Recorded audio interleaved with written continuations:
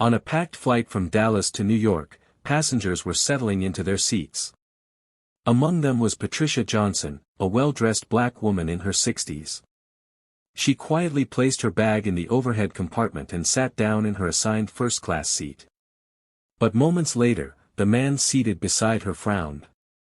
He leaned toward a flight attendant and said loudly enough for others to hear, "I think she's in the wrong section. First class isn't for people like her." Patricia stayed calm, though the words stung. The flight attendant politely checked her boarding pass and confirmed she was indeed in the correct seat. The man wasn't satisfied. He crossed his arms and snapped, "Well, she should move anyway.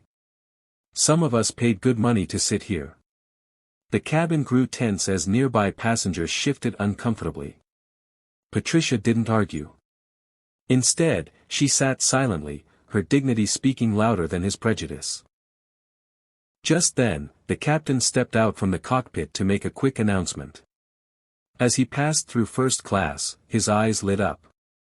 He walked straight to Patricia, leaned down with a warm smile, and said, "Hi, Mom. Glad you made it on board safely." The entire cabin went silent.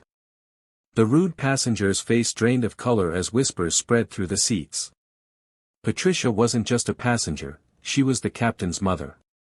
The captain then turned to the man and said firmly, "Every passenger here deserves respect. If you can't handle that, you're welcome to take another flight." The man sank into his seat, embarrassed beyond words.